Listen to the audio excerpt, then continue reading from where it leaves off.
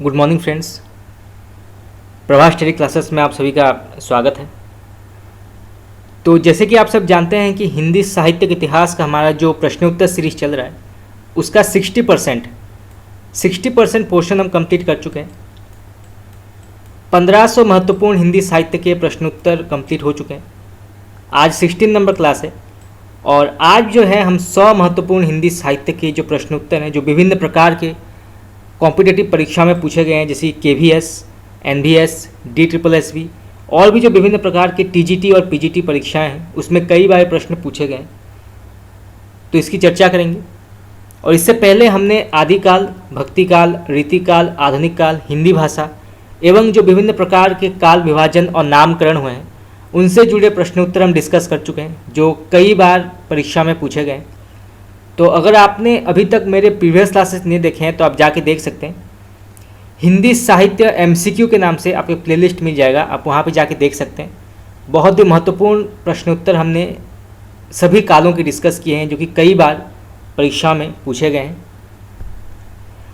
तो चलिए शुरू करते हैं आज का क्लास। पहला सवाल, ये प्रश्न आया था NVS PGT में, कौन सी कृति भारतेंदु हरिश्चंद्र की नहीं है? बहुत ही महत्वपूर्ण प्रश्न है। तो इनमें से वो कौन सी कृति है जो भारतेंदु हरिश्चंद्र ने नहीं लिखा है? तो इसका सही उत्तर होगा आपका ऑप्शन नंबर A, भारत हरण। याद रखिएगा, भारत हरण जो है इसके लेखक भारतेंदु हरिश्चंद्र नहीं है। तो इसके वास्तविक लेखक कौन है ये भी जानना आवश्यक है। तो ये लिखा है देवकी नंदन त्रिपाठी ने। याद रखिएगा, देवकी नंदन त्रिपाठी ने लिखा है भारत हरण। तो इसको आप नोट कर लीजिए, परीक्षा में पूछा जा सकता है। चलिए आगे बढ़ते हैं। ये प्रश्न आया था NVS PGT में, नारी पात्र मधुलिका का संबंध किस कहानी से है? तो मधुलिका जो है इसका संबंध किस कहानी से है? किस कहानी का नारी पात्र है मधुलिका? तो इसका सही उत्तर होगा आपका ऑप्शन नंबर B, पुरस्कार। याद रखिएगा, पुरस्कार कहानी की प्रसिद्ध एक नारी पात्र है मधुलिका। और यहाँ से जो ये भी प्रश्न पूछा जा सकता है कि पुरस्कार जो है ये किसका रचना माना गया है? तो ये लिखा है जयशंकर प्रसाद ने। याद रखिएगा, जयशंकर प्रसाद की बहुत ही प्रसिद्ध रचना है पुरस्कार। और ये भी प्रश्न पूछा जा सकता है कि पुरस्कार जो है ये किस प्रकार के साहित्य रूप के अंतर्गत आती है? तो ये आती है कहानी। याद रखिएगा, कहानी के अंतर्गत आती है पुरस्कार। चलिए आगे बढ़ते हैं। ये प्रश्न आया था DSSB में, कबीर बाज भी कपोत भी पपीहा भी के रचनाकार कौन है? तो कबीर बाज भी कपोत भी और पपीहा भी इसके रचनाकार कौन माने गए? तो इसका सही उत्तर होगा आपका ऑप्शन नंबर A, धर्मवीर। याद रखिएगा, धर्मवीर ने लिखा है कबीर बाज भी कपोत भी और पपीहा भी। चलिए आगे बढ़ते हैं। ये प्रश्न आया था DSSB में, प्रभुसत्ता संपन्न शासक वर्ग एवं गरीबी शिल्पी के मध्य सहर्ष कथा को किस नाटक की विषय वस्तु बनाया गया है? बहुत ही महत्वपूर्ण प्रश्न है। तो प्रभुसत्ता संपन्न शासक वर्ग एवं गरीब शिल्पी के मध्य सहर्ष कथा को किस नाटक की विषय वस्तु बनाया गया है? तो इसका सही उत्तर होगा आपका ऑप्शन नंबर A, कोणार्क। याद रखिएगा, कोणार्क जिसके लेखक हैं जगदीश चंद्र माथुर। याद रखिएगा, ये भी कई बार प्रश्न पूछा जाता है परीक्षा में कि कोणार्क नाटक के लेखक कौन है? तो ये लिखा है जगदीश चंद्र माथुर ने। और यहाँ से ये भी प्रश्न पूछा जा सकता है कि कोणार्क जो है ये किस प्रकार के साहित्य रूप या किस प्रकार के साहित्य विधा के अंतर्गत आती है? तो ये आती है नाटक। याद रखिएगा, नाटक के अंतर्गत आती है कोणार्क। चलिए आगे बढ़ते हैं। ये प्रश्न आया था PGT टीचर में, राजेंद्र यादव एवं मन्नू भंडारी ने संयुक्त रूप से किस उपन्यास की रचना की है? तो राजेंद्र यादव और मन्नू भंडारी ने जो है संयुक्त रूप से किस उपन्यास की रचना की है? तो इसका सही उत्तर होगा आपका ऑप्शन नंबर C, 1 इंच मुस्कान। याद रखिएगा, 1 इंच मुस्कान जो है इसका संयुक्त रूप से राजेंद्र यादव और मन्नू भंडारी ने इसकी रचना की है। तो आपका C ऑप्शन जो है बिल्कुल यहाँ पे सही होगा। चलिए आगे बढ़ते हैं। ये प्रश्न आया था DSSB PGT में, बया का घोंसला उपन्यास के लेखक कौन है? बया का घोंसला उपन्यास लेखक कौन है? तो इसका सही उत्तर होगा आपका option number B, Lakshmi Narayan Lal. याद रखिएगा, लक्ष्मी नारायण लाल ने लिखा है बया का घोंसला। और यहाँ से जो है ये भी प्रश्न पूछा जा सकता है कि बया का घोंसला जो है ये किस प्रकार के साहित्य रूप के अंतर्गत आता है? तो ये आता है उपन्यास। ठीक है, याद रखिएगा, उपन्यास के अंतर्गत आता है। ये प्रश्न आया था पीजीटी टीचर में। इसमें मिलान करना है आपको सूची 1 को सूची 2 से। सूची 1 में जो है रचनाओं के नाम है एवं सूची 2 में रचनाकारों के नाम। तो पहला आता है लालटेन की छत। तो इसके लेखक कौन है ये जानना आवश्यक है। तो ये लिखा है निर्मल वर्मा ने। ठीक है, याद रखिएगा, निर्मल वर्मा ने लिखा है लालटेन की छत। उसके बाद आता है आपका बंटी, बहुत ही प्रसिद्ध उपन्यास है, आपके सिलेबस में होगा। तो आपका बंटी के लेखक कौन है? तो ये लिखा है मन्नू भंडारी ने। ठीक है, याद रखिएगा, मन्नू भंडारी ने लिखा है आपका बंटी। उसके बाद आता है जुगलबंदी। तो जुगलबंदी के लेखक कौन है? तो ये लिखा है गिरिराज किशोर ने। ठीक है, याद रखिएगा, गिरिराज किशोर ने लिखा है जुगलबंदी। उसके बाद आता है 55 खंबे लाल दीवार। 55 खंबे लाल दीवार, इसके लेखक कौन है? तो ये लिखा है उषा प्रियमवदा ने। ठीक है, याद रखिएगा, उषा प्रियमवदा। यानी कि आपका जो सही ऑप्शन है वो है आपका ऑप्शन नंबर ए। चलिए आगे बढ़ते हैं। ये प्रश्न आया था एनबीएस पीजीटी में, प्रगतिवादी समीक्षक इनमें से कौन है? प्रगतिवादी समीक्षक। तो इसका सही उत्तर होगा आपका option number B, doctor Ramvilas Sharma. ठीक है, याद रखिएगा, डॉक्टर रामविलास शर्मा जो हैं ये एक प्रगतिवादी समीक्षक माने जाते हैं। तो आपका बी ऑप्शन जो है बिल्कुल यहाँ पे सही है। चलिए आगे बढ़ते हैं। ये प्रश्न आया था केवीएस पीजीटी में, भारतीय भाषा परिषद कलकत्ता द्वारा प्रकाशित पत्रिका इनमें से कौन है? बहुत ही महत्वपूर्ण प्रश्न, इसको आप नोट कर लीजिए, परीक्षा में पूछा जा सकता है। तो भारतीय भाषा परिषद कलकत्ता द्वारा प्रकाशित पत्रिका का नाम क्या है? तो इसका सही उत्तर होगा आपका ऑप्शन नंबर डी, वागर्थ। ठीक है, याद रखिए, वागर्थ जो है ये भारतीय भाषा परिषद कलकत्ता द्वारा प्रकाशित पत्रिका मानी जाती है। चलिए आगे बढ़ते हैं। ये प्रश्न आया था केवीएस पीजीटी में, मिलान करना है सूची 1 को सूची 2 से। सूची 1 में जो है रचनाओं के नाम है और सूची 2 में रचनाकारों के नाम। तो पहला आता है क्या भूलूं क्या याद करूं। बहुत ही प्रसिद्ध आत्मकथा है ये, कई बार परीक्षा में पूछा जाता है, आपके सिलेबस में भी होगा। तो क्या भूलूं क्या याद करूं के लेखक कौन है? तो इसका सही उत्तर होगा आपका ऑप्शन नंबर 4, हरिवंश राय बच्चन। याद रखिए, हरिवंश राय बच्चन ने लिखा है क्या भूलूं क्या याद करूं। उसके बाद आता है रसीदी टिकट। रसीदी टिकट, इसके लेखक कौन है? तो ये लिखा है अमृता प्रीतम ने। याद रखिएगा, अमृता प्रीतम। उसके बाद आता है आवारा मसीहा। तो इसके लेखक कौन है? तो ये लिखा है विष्णु प्रभाकर ने। याद रखिएगा, विष्णु प्रभाकर। उसके बाद आता है कलम का सिपाही। तो इसके लेखक कौन है? तो ये लिखा है अमृत राय ने। याद रखिएगा, अमृत राय जो कि मुंशी प्रेमचंद जी के पुत्र हैं और मुंशी प्रेमचंद जी के जीवन पर आधारित है कलम का सिपाही। तो आपका जो सही ऑप्शन है वो है आपका ऑप्शन नंबर सी। तो उसका आप नोट कर लीजिए, परीक्षा में पूछा जा सकता है। चलिए आगे बढ़ते हैं। ये प्रश्न आया था पीजीटी टीचर में, यात्रा वृत्तांत के लेखक एवं यायावर के रूप में जिनकी प्रसिद्धि है वे कौन है? तो यात्रा वृत्तांत के लेखक एवं यायावर के रूप में जिनकी प्रसिद्धि है वे कौन है? यानी कौन जो हैं यात्रा वृत्तांत और यायावर के लिए प्रसिद्ध हैं या जिनके रचनाएं जो हैं वो यायावर और यात्रा वृत्तांत पर आधारित है। तो इसका सही उत्तर होगा आपका ऑप्शन नंबर बी, राहुल सांस्कृतायन। याद रखिएगा, राहुल सांस्कृतायन जो हैं ये यात्रा वृत्तांत के लेखक एवं यायावर के रूप में प्रसिद्ध हैं। तो आपका बी ऑप्शन जो है बिल्कुल यहाँ पे सही होगा। चलिए आगे बढ़ते हैं। ये प्रश्न आया था केवीएस पीजीटी में, दिनमान और प्रतीक के संपादक के रूप में जिन्हें ख्याति प्राप्ति हुई है वे कौन है? तो दिनमान और प्रतीक के संपादक के रूप में जो है जिन्हें ख्याति प्राप्त हुई है वे कौन है?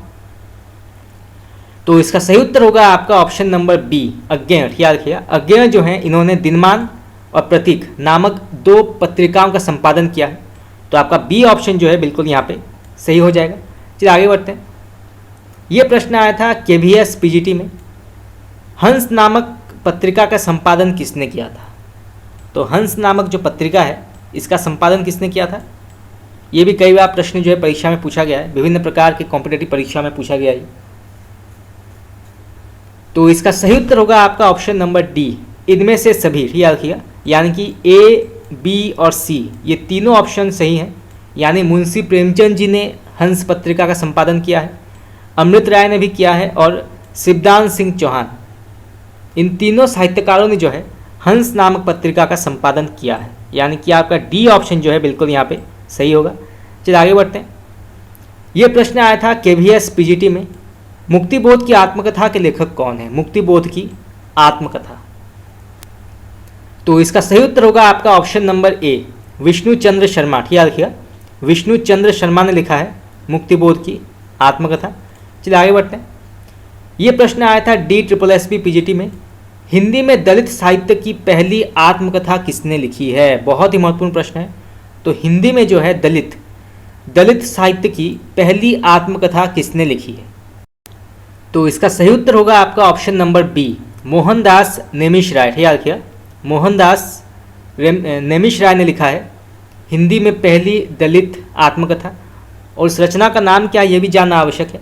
तो वो है अपने अपने पिंजरे। ठीक याद रखिएगा, अपने अपने पिंजरे। इसे लेखक हैं मोहनदास नेमिष राय। चलिए आगे बढ़ते हैं।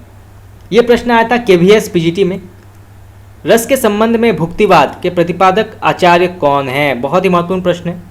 तो रस के संबंध में जो है भुक्तिवाद के प्रतिपादक आचार्य कौन है? तो इसका सही उत्तर होगा आपका ऑप्शन नंबर सी, भट्टनायक। ठीक याद रखिएगा, भट्टनायक ने जो है भुक्तिवाद का प्रतिपादन किया है। तो आपका सी ऑप्शन बिल्कुल सही है। भट्टलोलट ने उत्पत्तिवाद, शंकुक ने अनुमितिवाद एवं अभिनव गुप्त ने अभिव्यंजनावाद का प्रतिपादन किया है। तो विभिन्न प्रकार के प्रश्न जो हैं यहाँ से पूछे जा सकते हैं और ये सभी जो हैं रस सिद्धांत के अंतर्गत आते हैं। ठीक याद रखिएगा, रस सिद्धांत के अंतर्गत आते हैं उत्पत्तिवाद, अनुमितिवाद, भुक्तिवाद और अभिव्यंजनावाद। चलिए आगे बढ़ते हैं। ये प्रश्न आया था KVS PGT में, वाक्यम रसात्मक काव्यम उक्ति के लेखक कौन है? बहुत ही प्रसिद्ध पंक्ति है, भारतीय काव्यशास्त्र से जुड़ा प्रश्न है ये। तो इसे लेखक कौन है? तो इसका सही उत्तर होगा आपका ऑप्शन नंबर बी, विश्वनाथ। ठीक याद रखिएगा, विश्वनाथ ने कहा है वाक्यम रसात्मक काव्यम। चलिए आगे बढ़ते हैं। ये प्रश्न आया था KVS PGT में, आचार्य शंकुक द्वारा रस निष्पत्ति की व्याख्या का स्वरूप क्या है? तो आचार्य शंकुक ने जो है रस निष्पत्ति की व्याख्या जो है किस रूप में की है? तो इसका सही उत्तर होगा आपका ऑप्शन नंबर बी, अनुमितिवाद। ठीक याद रखिएगा, अनुमितिवाद। Next question. ये प्रश्न आया था DSSB PGT में, नाट्यशास्त्र के रचयिता कौन है? नाट्यशास्त्र, तो इसका सही उत्तर होगा आपका ऑप्शन नंबर ए, आचार्य भरत मुनि। ठीक याद रखिएगा, आचार्य भरत मुनि। ये प्रश्न आया था KVS PGT में, आचार्य भरत ने किस रस को नाट्य प्रयोग में स्वीकार नहीं किया है? तो आचार्य भरत मुनि ने जो है किस रस को नाट्य प्रयोग में स्वीकार नहीं किया है? तो इसका सही उत्तर होगा आपका ऑप्शन नंबर ए, शांत। ठीक याद रखिएगा, शांत रस जो है इसको भरत मुनि ने स्वीकार नहीं किया है नाट्य प्रयोग में। तो आपका ए ऑप्शन जो है बिल्कुल यहाँ पे सही हो जाएगा। चलिए आगे बढ़ते हैं। ये प्रश्न आया था KVS PGT में, किस विद्वान ने देवनागरी लिपि के स्थान पर रोमन लिपि स्वीकार करने का सुझाव दिया था? बहुत ही महत्वपूर्ण प्रश्न है। तो किस विद्वान ने जो है देवनागरी लिपि के स्थान पर रोमन लिपि स्वीकार करने का सुझाव दिया था? तो इसका सही उत्तर होगा आपका option number C, Suniti Kumar Chatterjee. ठीक याद रखिएगा, सुनीति कुमार चटर्जी ने देवनागरी लिपि के स्थान पर रोमन लिपि स्वीकार करने का सुझाव दिया था। यानी कि आपका सी ऑप्शन बिल्कुल यहाँ पे सही है। चलिए आगे बढ़ते हैं। ये प्रश्न आया KVS PGT में, उकार बहुला बोली कौन सी मानी जाती है? तो उकार बहुला बोली जो है कौन सी मानी गई है? तो इसका सही उत्तर होगा आपका ऑप्शन नंबर डी, छत्तीसगढ़ी। ठीक याद रखिएगा, छत्तीसगढ़ी जो है इसका सही उत्तर है। ये प्रश्न आया था KVS PGT में, पाली भाषा की समय सीमा क्या मानी गई है?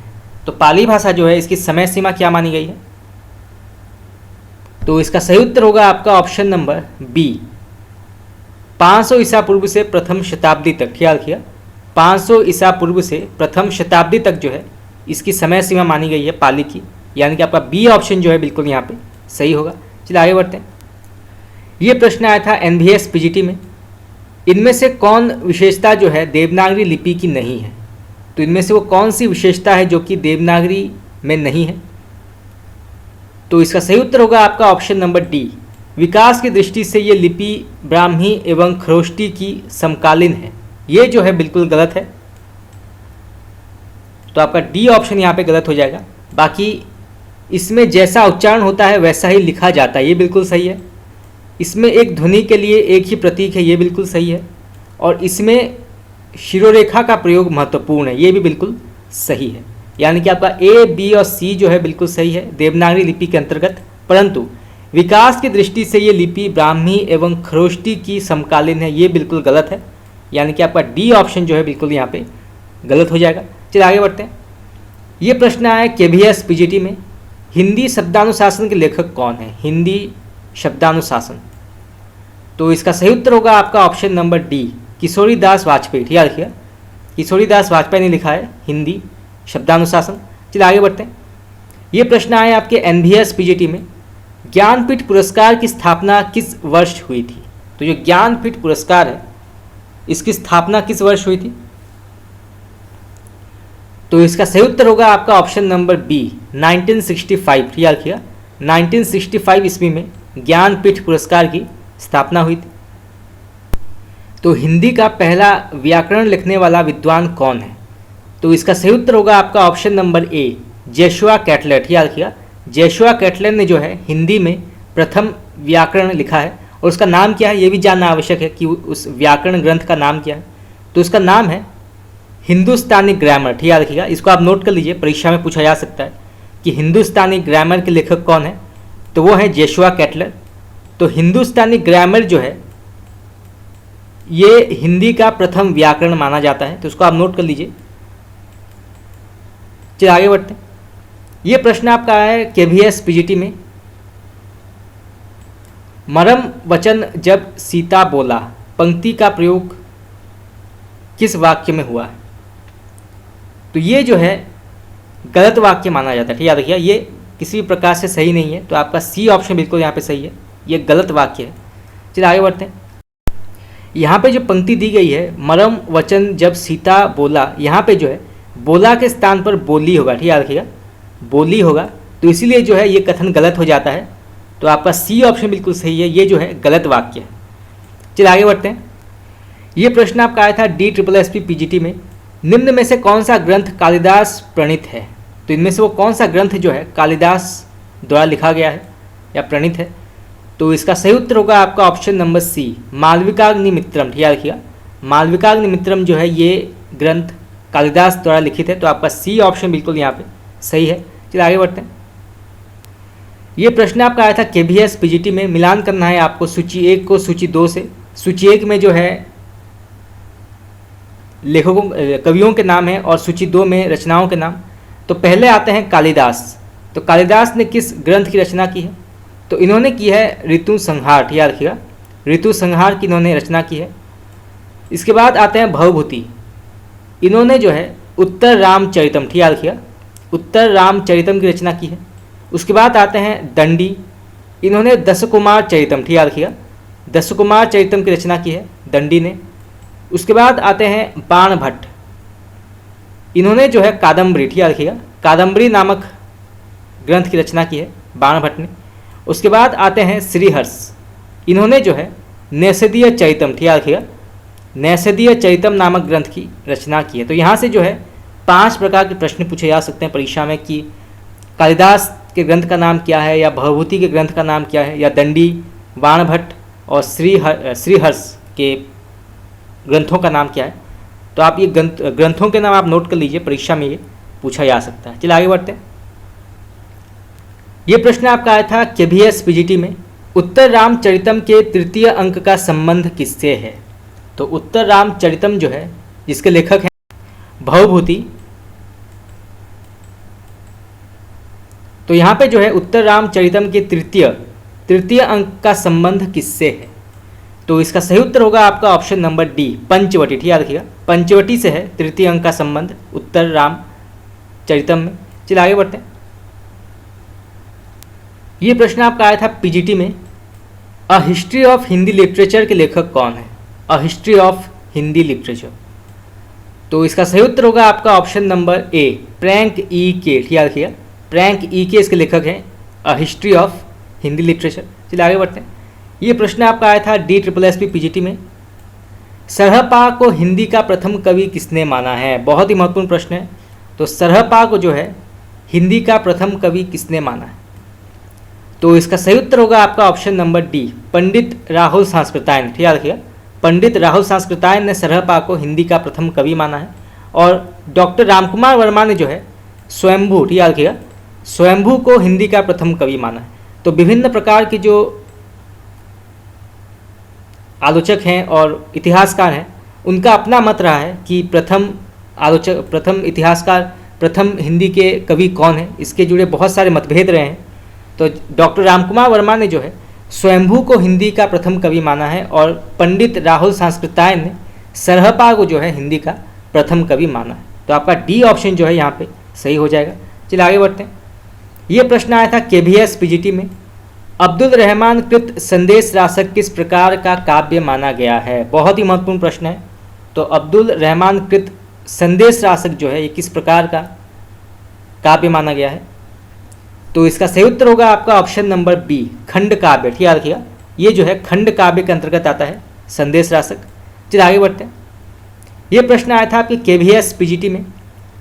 आल्हा और उदल नामक दो वीर सरदारों की वीरतापूर्ण लड़ाइयों का वर्णन किसमें मिलता है? बहुत ही महत्वपूर्ण प्रश्न है। तो आल्हा और उदल नामक दो वीर सरदारों की वीरतापूर्ण लड़ाइयों का वर्णन किस ग्रंथ में मिलता है? तो इसका सही उत्तर होगा आपका option number A, Parmal Raso. याद रखिएगा, परमाल रासो में मिलता है, जिसके लेखक हैं जगनिक। याद रखिएगा, जगनिक इसके लेखक हैं। और इसको जो है आल्हा खंड भी कहा जाता है। ठीक, याद रखिएगा, परमाल रासो को जो है आल्हा खंड भी कहा जाता है। और इसमें जो है आल्हा और उदल नामक दो वीर सरदारों की वीरतापूर्ण लड़ाइयों का वर्णन इसमें किया गया है। चलिए आगे बढ़ते हैं। ये प्रश्न आया था आपके PGT में। नाथ पंथ के प्रणेता कौन है? तो इनमें से जो है नाथ पंथ के प्रणेता कौन माने गए हैं? तो इसका सही उत्तर होगा आपका ऑप्शन नंबर बी, मच्छंदर नाथ। ठीक, याद रखिएगा, मच्छंदर नाथ ने जो है नाथ पंथ के प्रणेता माने जाते हैं। चलिए आगे बढ़ते हैं। ये प्रश्न आया था आपके KVS PGT में। निम्नलिखित पंक्तियां जो है किस कवि की हैं?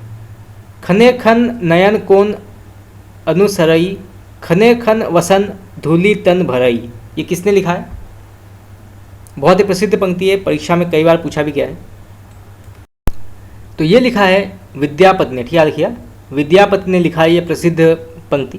विद्यापति को जो है मैथिल कोकिल भी कहा जाता है क्योंकि इन्होंने 3 भाषाओं में रचनाएं लिखी हैं। मैथिली, ठीक, याद रखिएगा, मैथिली भाषा में उन्होंने लिखा है, संस्कृत और अबहट। ठीक, याद रखिएगा, मैथिली, संस्कृत और अबहट भाषा में विद्यापति ने रचनाएं लिखी हैं। इनको जो है मैथिल कोकिल भी कहा जाता है हिंदी साहित्य में। कई बार प्रश्न जो है परीक्षा में पूछा जाता है कि मैथिल कोकिल नाम से कौन से कवि माने जाते हैं, तो वो हैं विद्यापति। चलिए आगे बढ़ते हैं। ये प्रश्न आया था आपके NVS PGT में। अपभ्रंश का भगवती किसे कहा जाता है? तो अपभ्रंश का भगवती जो है किसे कहा जाता है? तो इसका सही उत्तर होगा आपका ऑप्शन नंबर बी, पुष्पदंत। ठीक, याद रखिएगा, पुष्पदंत को जो है अपभ्रंश का भगवती कहा जाता है। तो उसको आप नोट कर लीजिए, परीक्षा में ये पूछा जा सकता है। चलिए आगे बढ़ते हैं। ये प्रश्न आया था आपके KVS PGT में। कीरत भनीति भूति भली सोई, सुरसरी सम सब कहाँ हित होई। तुलसीदास की इस पंक्ति में कौन सा वाक्य प्रयोजन स्पष्ट किया गया है? तो इसका सही उत्तर होगा आपका ऑप्शन नंबर सी, लोकमंगल। ठीक, याद रखिएगा, लोकमंगल काव्य प्रयोजन स्पष्ट किया गया है इस पंक्ति में। और कबीर और तुलसीदास जो थे ये लोकमंगलवादी कवि भी माने जाते थे। चलिए आगे बढ़ते हैं। ये प्रश्न आया था आपके KVS PGT में। राम रक्षा स्रोत रचना के लेखक कौन है? राम रक्षा स्रोत, इसके लेखक कौन माने गए हैं? तो इसका सही उत्तर होगा आपका ऑप्शन नंबर डी, रामानंद। ठीक, याद रखिएगा, रामानंद की बहुत ही प्रसिद्ध रचना है राम रक्षा स्रोत। चलिए आगे बढ़ते हैं। ये प्रश्न आया था आपकी KVS PGT में। आलवर भक्तों की संख्या कितनी मानी जाती है? तो जो आलवर भक्त आए थे दक्षिण से, ठीक, याद रखिएगा, यहाँ से जो है ये भी प्रश्न पूछा जा सकता है कि जो आलवर भक्त थे वो किस प्रांत से आते थे या भारत की किस कोने से आते थे। तो ये आते थे दक्षिण, ठीक याद रखिएगा, दक्षिण से आते थे ये, दक्षिण से। तो इनकी संख्या कितनी है? तो इसका सही उत्तर होगा आपका ऑप्शन नंबर सी, 12, ठीक याद रखिएगा, 12 इनकी संख्या है। और नाथों की संख्या कितनी है? तो नाथों की संख्या जो है वो 9 है, ठीक याद रखिएगा, नाथों की संख्या जो है 9 मानी जाती है। आलवर भक्तों की संख्या 12 मानी जाती है। और सिद्धों की संख्या जो है वो है 84, ठीक याद रखिएगा, सिद्धों की संख्या जो है वो है 84, 84 सिद्धों की संख्या है।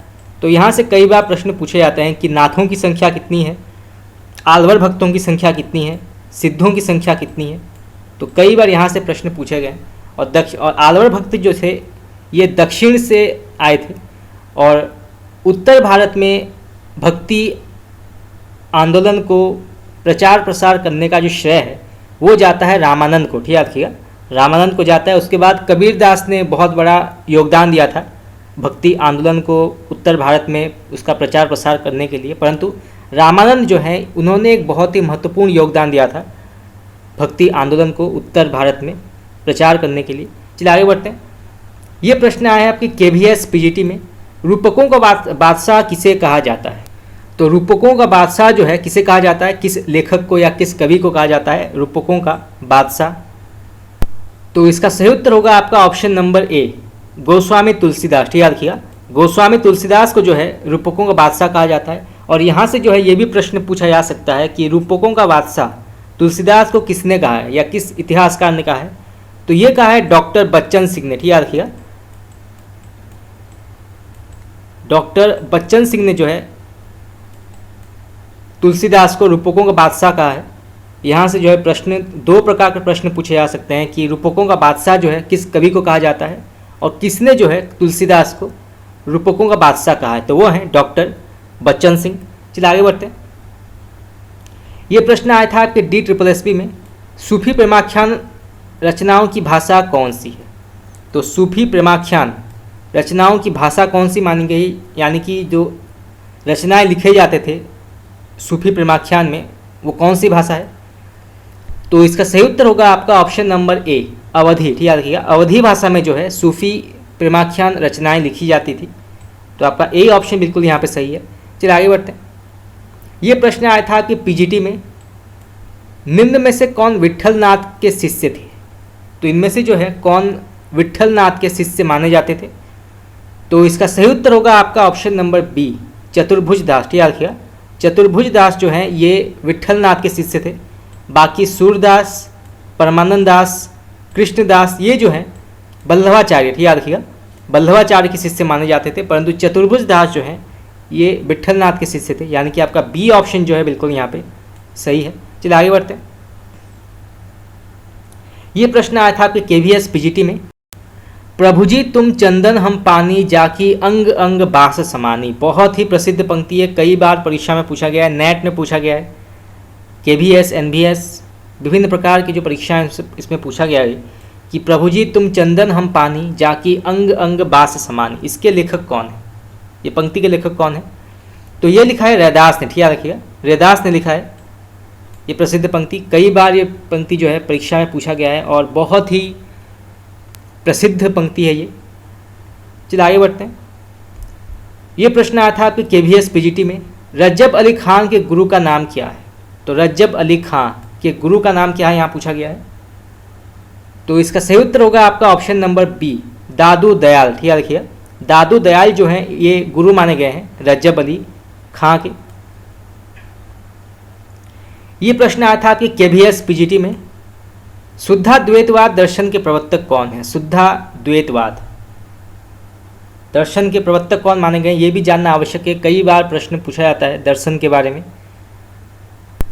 तो इसका सही उत्तर होगा आपका ऑप्शन नंबर सी, बल्लभाचार्य, ठीक याद रखिएगा, बल्लभाचार्य जो हैं ये शुद्धाद्वैतवाद दर्शन के प्रवर्तक हैं।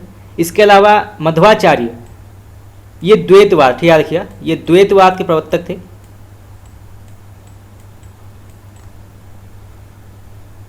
और शंकराचार्य जो हैं ये अद्वैतवाद, ठीक याद रखिएगा, अद्वैतवाद के प्रवर्तक माने जाते थे शंकराचार्य।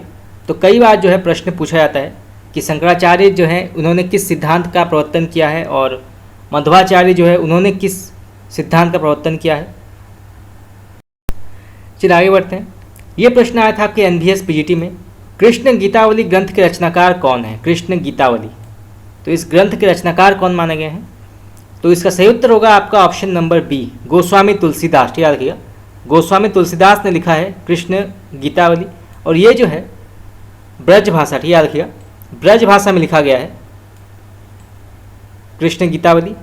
तो दो प्रकार के प्रश्न जो है यहाँ से पूछे जा सकते हैं कि कृष्ण गीतावली जो है ये किस भाषा में लिखा गया है और इसके लेखक का नाम क्या है? तो इसके लेखक का नाम है तुलसीदास और ये जो है ब्रज भाषा में लिखा गया है। चलिए आगे बढ़ते हैं। ये प्रश्न आया था आपके केवीएस पीजीटी में, तुलसीदास कृत विनय पत्रिका किस भाषा में लिखा गया है? तो तुलसीदास ने जो विनय पत्रिका लिखी है ये किस भाषा में लिखा गया है? तो इसका सही उत्तर होगा आपका ऑप्शन नंबर ए, ब्रज भाषा। ठीक याद रखिएगा, इन्होंने जो है ब्रज भाषा में विनय पत्रिका लिखी है।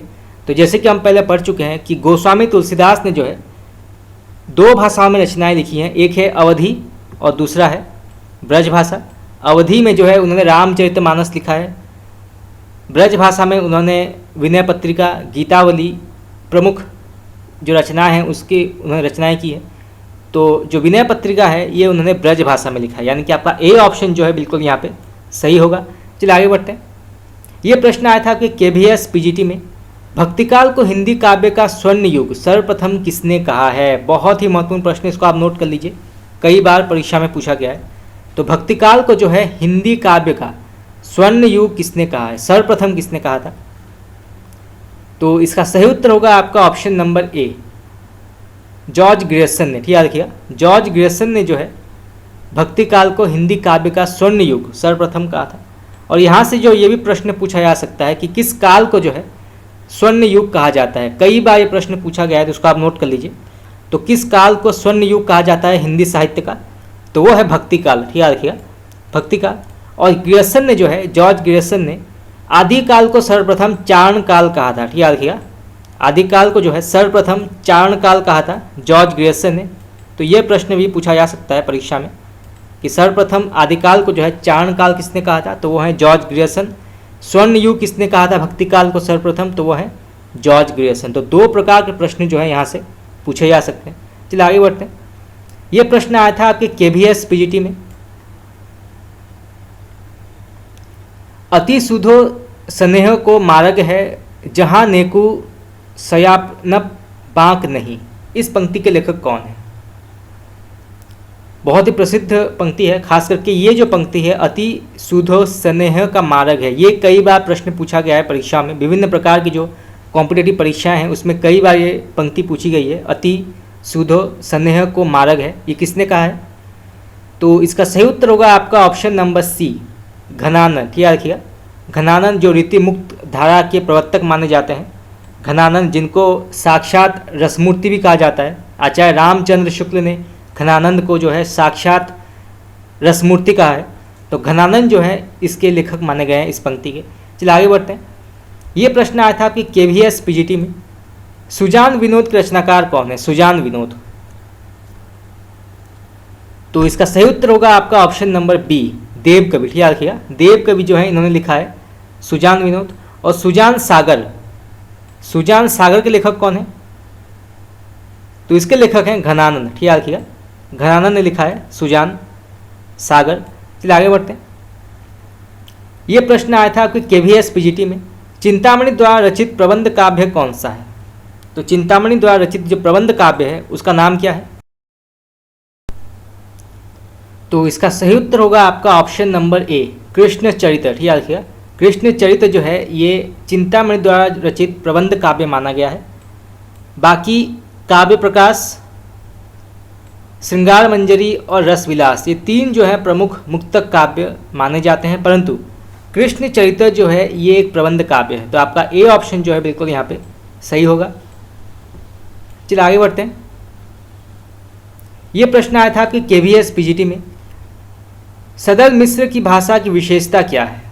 तो सदल मिश्र की भाषा की विशेषता यहाँ पूछा गया है कि उनकी विशेषता क्या है उनकी भाषा में, सदल मिश्र।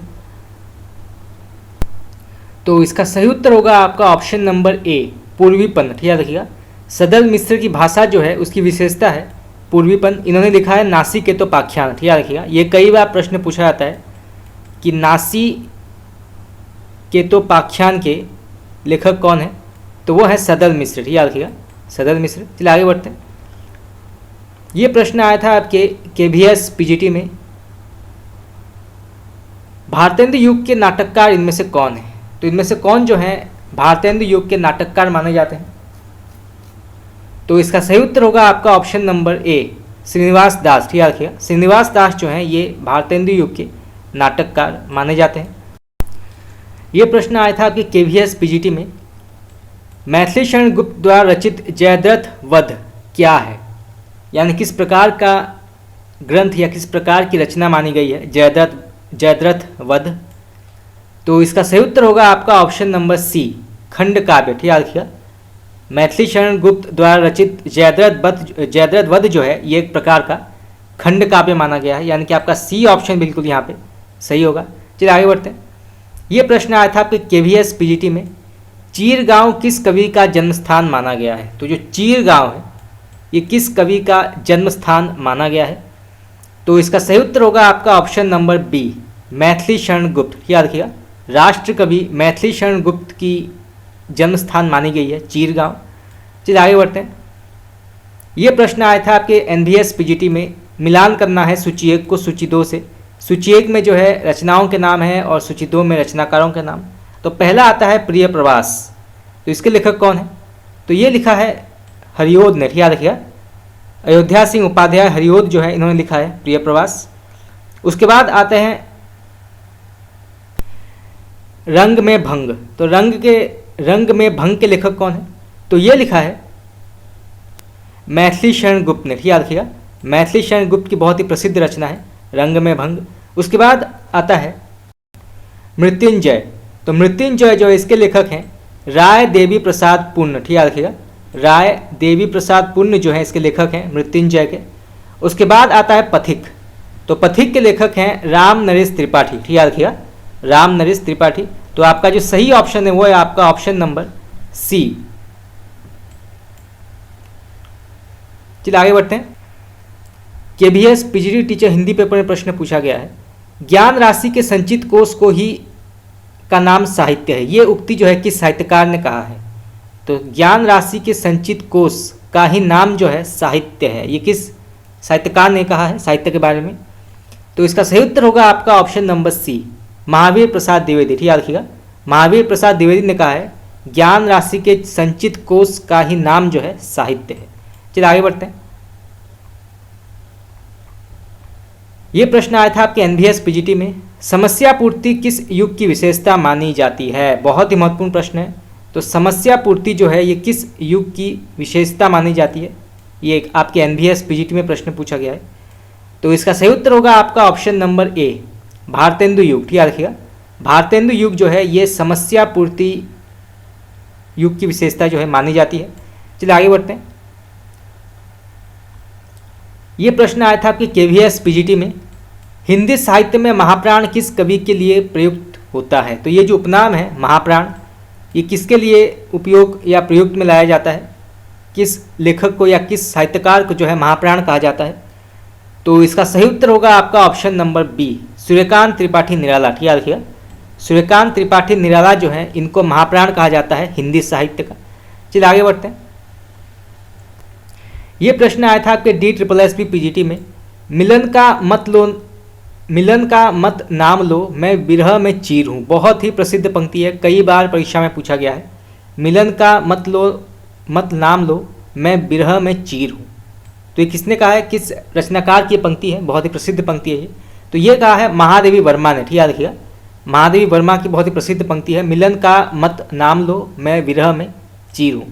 महादेवी वर्मा जो हैं वो अधिकतर विरह वेदना पीड़ा से जुड़े रचनाएं लिखते थे, इसलिए जो है उनको आधुनिक युग का मीरा भी कहा जाता है।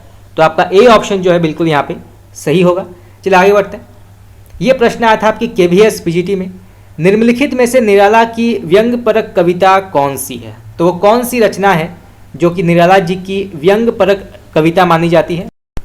तो इसका सही उत्तर होगा आपका ऑप्शन नंबर बी, कुकुरमुत्ता। ठीक याद रखिएगा, कुकुरमुत्ता जो है ये सूर्यकांत त्रिपाठी निराला की व्यंग परक कविता मानी जाती है। तो आपका बी ऑप्शन बिल्कुल सही है, इसको आप नोट कर सकते हैं, बहुत ही महत्वपूर्ण प्रश्न है, तो परीक्षा में पूछा जा सकता है। चलिए आगे बढ़ते हैं। ये प्रश्न आया था आपकी पीजीटी टीचर में, निम्नलिखित लेखकों में व्यंग्यकार कौन है? तो इनमें से वो कौन से लेखक हैं जो कि एक व्यंग्यकार माने जाते हैं हिंदी साहित्य के? तो इसका सही उत्तर होगा आपका ऑप्शन नंबर सी, वैढ़व बनारसी। ठीक याद रखिएगा, वैढ़व बनारसी जो है ये एक व्यंग्यकार लेखक माने जाते हैं। तो आपका सी ऑप्शन बिल्कुल यहाँ पे सही है। चलिए आगे बढ़ते हैं। ये प्रश्न आया था आपके DSSB पीजीटी में, निम्नलिखित में दिनकर की काव्य रचना कौन सी नहीं है? बहुत ही महत्वपूर्ण प्रश्न है। तो इनमें से वो कौन सी रचना है जो कि रामधारी सिंह दिनकर की रचना नहीं मानी जाती? तो इसका सही उत्तर होगा आपका ऑप्शन नंबर डी, त्रिधारा। ठीक याद रखिएगा, त्रिधारा जो है ये दिनकर ने नहीं लिखा है, इसके लेखक हैं सुभद्रा कुमारी चौहान। ठीक याद रखिएगा, सुभद्रा कुमारी चौहान ने लिखा है त्रिधारा। बाकी हुंकार, कुरुक्षेत्र और उर्वशी, ये तीन जो है प्रमुख रामधारी सिंह दिनकर की प्रसिद्ध रचनाएं मानी जाती हैं, और त्रिधारा जो है इसके लेखक हैं सुभद्रा कुमारी चौहान। चलिए आगे बढ़ते हैं। ये प्रश्न आया था आपके DSSB पीजीटी में, अधैर्य का कवि किसे माना जाता है? अधैर्य का कवि, यह भी बहुत ही प्रसिद्ध प्रश्न है, कई बार परीक्षा में पूछा गया है। अधैर्य के कवि किसे कहा जाता है? तो इसका सही उत्तर होगा आपका option number A, Ramdhari Singh Dinkar. ठीक याद रखिएगा, अधैर्य का कवि कहा जाता है रामधारी सिंह दिनकर को। चलिए आगे बढ़ते हैं। ये प्रश्न आया था आपके NVS पीजीटी में, प्रयोगवादी कवियों की रचनाएं किस सप्तक में संग्रहित हैं? तो बहुत ही महत्वपूर्ण प्रश्न है ये। तो प्रयोगवादी कवियों की जो रचनाएं हैं वो किस सप्तक में संग्रहित हैं? तो इसका सही उत्तर होगा आपका ऑप्शन नंबर ए, तार सप्तक में। ठीक याद रखिएगा, तार सप्तक में जो है ये संग्रहित है, और इसका प्रकाशन वर्ष है 1943। ठीक याद रखिएगा, 1943 जो है ये तार सप्तक की प्रकाशन वर्ष मानी जाती है। चलिए आगे बढ़ते हैं। ये प्रश्न आया था आपके DSSB पीजीटी में, राष्ट्रगीत में भला कौन वो भारत भाग्य विधाता है, फटा सुथन्ना पहने जिसका गुण हर चरना गाता है, उपयुक्त पंक्तियों में कौन सा रचनाकार है? तो ये जो पंक्ति है ये किसके द्वारा लिखा गया है, इसके रचनाकार कौन है?